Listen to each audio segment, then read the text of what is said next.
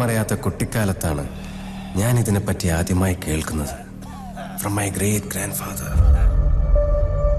5000 വർഷങ്ങൾക്ക് മുൻപേ പ്രവചിച്ച മഹാദുരന്തം, അതിനുള്ള പരിഹാരവും അന്നു തന്നെ എഴുതപ്പെട്ടിരുന്നു. നമ്മളെ ക്രൂരതയ്ക്ക് ഇരയാക്കി നമ്മുടെ കഷ്ടങ്ങളെ കൊള്ളയടിക്കുന്നു.